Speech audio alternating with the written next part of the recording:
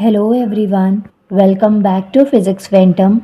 आज मैं आपको केमिस्ट्री के इन टोटल 25 क्वेश्चंस करवाऊंगी। देखिए, इससे पहले भी ना मैंने 25 क्वेश्चंस आपको करवाए थे, 2 पार्ट्स में मैंने विद सॉल्यूशन आपको करवाए थे। लेकिन आज की ये जो वीडियो है ना, ये सिर्फ उन स्टूडेंट्स के लिए है जो अपना केमिस्ट्री में एक बार अपने आप को चेक करना चाहते हैं कि उनको कितने क्वेश्चंस आते हैं, कितने क्वेश्चंस को वो अटेम्प्ट कर पाते हैं पेपर में, अगर आते हैं तो क्वेश्चंस।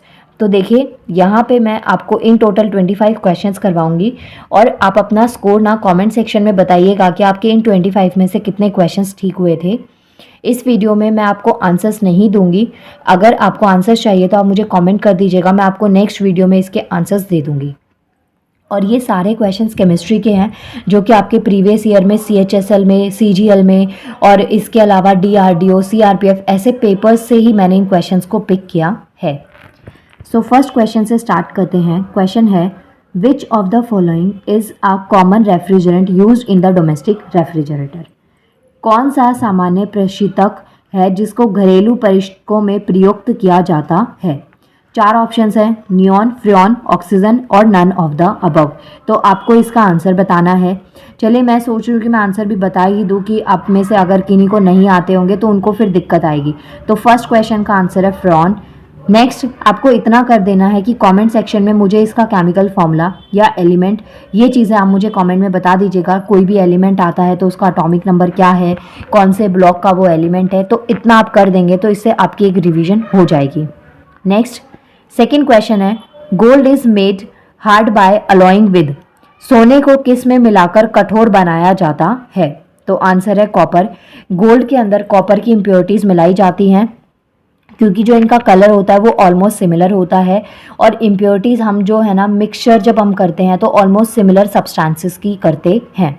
तो अगर क्वेश्चन आ जाए कि गोल्ड में क्या चीज़ मिला के क्या चीज़ को मिलाया जाता है जिससे कि वो कठोर हो जाता है, तो आंसर है आपका कॉपर। नेक्स्ट क्वेश्चन है, iron rust iron rust quickly in. लोहे में जो तेजी से जंग लगता है तो वो किसके कांटेक्ट में आने पे, मतलब कि आपको 4 टाइप के पानी दे रखे हैं।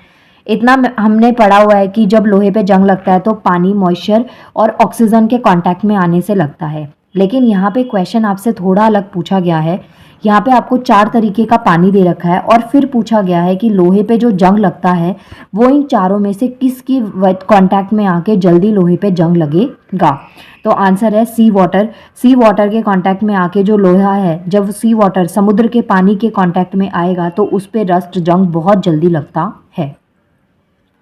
नेक्स्ट क्वेश्चन है, in Italy RDX is known as. इटली में RDX को किस नाम से जाना जाता है? पहला तो आपका होमवर्क ये है कि जो RDX है इसकी फुल फॉर्म आपको नीचे कमेंट सेक्शन में देनी है। सेकंड, इसका आंसर RDX को इटली में किस नाम से जाना जाता है? तो आंसर है साइक्लोनाइट। साइक्लोनाइट के नाम से इटली में RDX को जाना जाता है।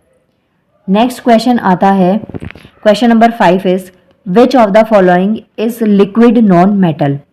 कौन सा अधात्विक द्रव्य है?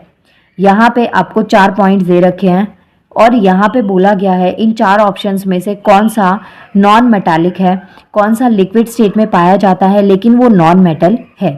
तो यहाँ पे मर्क्यूरी, वाटर, एल्कोहल और ब्रोमीन, आपको 4 ऑप्शंस दे रखे हैं, इसमें आपको आइडेंटिफाई करना है। नेक्स्ट क्वेश्चन है, टीयर गैस, आंसू गैस में इन चारों में से क्या पाया जाता है? अमोनिया, हाइड्रोजन क्लोराइड या फिर क्लोरीन। यहाँ पे मैंने 3 ही ऑप्शन दे रखे हैं और इसमें आपको बताना है कि टीयर गैस में क्या चीज़ पाई जाती है। तो इसका आंसर हो गया आपका क्लोरीन। टीयर गैस जो आंसू गैस होती है उसके अंदर क्लोरीन पाई जाती है और ये मैंने इससे पहले वाली वीडियो में आपको बहुत डिटेल में एक्सप्लेन किया है। अगर आपने वो वीडियो देखी हो तो उसमें मैंने आपको बताया है कि जो टीयर गैस होती है उसके अंदर क्लोरीन की वजह से ही आँखों में क्या होती है, जलन होती है, जिस वजह से आँखों में जब जलन होती है तो आँखों में से पानी आने लग जाता है। तो यू कैन से कि जो टीयर गैस है वो इसका एक मेन कॉन्स्टिट्यूएंट है।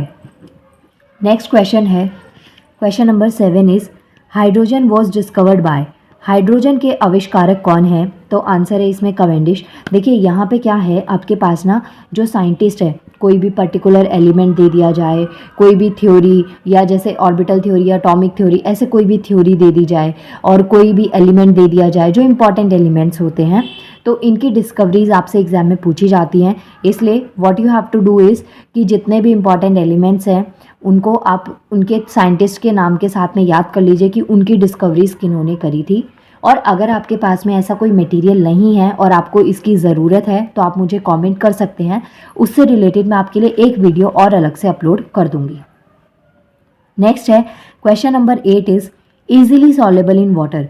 जल में घुलनशील 4 चीज़ें दे रखी हैं, इनमें से पूछा यह गया है कि इन चारों में से जल में कौन सी चीज़ बहुत जल्दी घुलनशील हो जाती है। जल में घुलनशील आपसे पूछा गया है तो यहाँ पे ऑप्शन में क्या क्या दे रखा है, कार्बन, आयोडीन, नाइट्रोजन और अमोनिया। तो इसका आंसर है अमोनिया। अमोनिया इन चारों में से सबसे जल्दी जल में घुलनशील है। नेक्स्ट देखिए, नेक्स्ट क्वेश्चन 9th क्वेश्चन करने से पहले एक मैंने ना यहाँ पे क्वेश्चन 5th का आंसर छोड़ दिया था, ये मैंने नहीं बोला था। विच of the following is liquid non metal, कौन अधात्विक द्रव्य है इन चारों में से। तो इसका आंसर है ब्रोमीन, या इसको ब्रोमाइन भी पढ़ते हैं कई लोग, तो आप आंसर याद रखिएगा, इसका आंसर है C. Next question number 9 is which of the following material is strongest. आपको 4 मटेरियल दे रखे हैं और पूछा गया है कि इन चारों में से स्ट्रॉन्गेस्ट कौन सा है। स्ट्रॉन्गेस्ट मतलब जो सर्वाधिक मजबूत पदार्थ, वो कौन सा है इन चारों में से। तो फर्स्ट है ब्रास, सेकंड है स्टील, थर्ड है जर्मन सिल्वर, फोर्थ है ग्रेफिन। तो इन चारों में से जो मटेरियल स्ट्रॉन्गेस्ट, सर्वाधिक मजबूत पदार्थ इन चारों में से कौन सा है, आपसे क्वेश्चन में ये पूछा गया है, तो इसका आंसर है Graafian. Next question number 10 is chemical formula for borax. Borax का जो रासायनिक सूत्र है वो क्या होता है।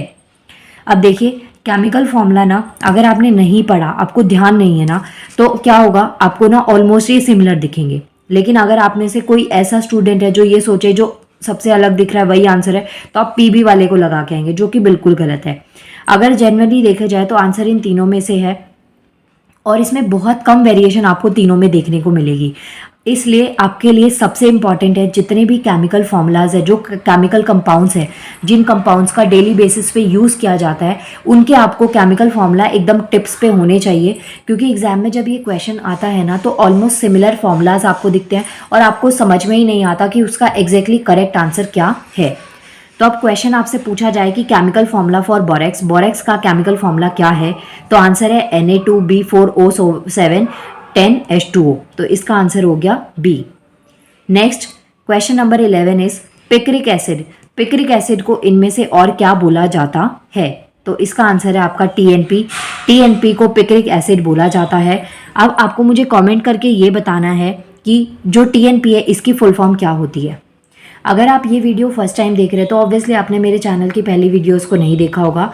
मैंने ना केमिस्ट्री की क्लासेस स्टार्ट करी हुई है, उसमें कंसेप्ट वाइज मैं आपको एक एक टॉपिक पढ़ा रही हूँ जो आपके प्रीवियस ईयर में और जो आपके कॉम्पिटिटिव एग्जाम्स को क्रैक करने के लिए इंपॉर्टेंट है। तो उसमें हर एक चीज़ को मैं बहुत डेप्थ में पढ़ा रही हूँ। उसमें मैंने ये चीज़ें TNP, TNT, TNG बहुत बार पढ़ा दिया है। तो आप चैनल की प्लेलिस्ट में जाइएगा, केमिस्ट्री क्लास के नाम से प्लेलिस्ट क्रिएट की हुई है जिसमें आपको ये आंसर मिल जाएगा। नाउ 11 क्वेश्चन तक मैंने करवा दिया। नेक्स्ट क्वेश्चन से हम नेक्स्ट वीडियो में कंटिन्यू करेंगे। Thank you so much. इसके अलावा आप मुझे इंस्टाग्राम पर भी फॉलो कर सकते हैं। Thank you.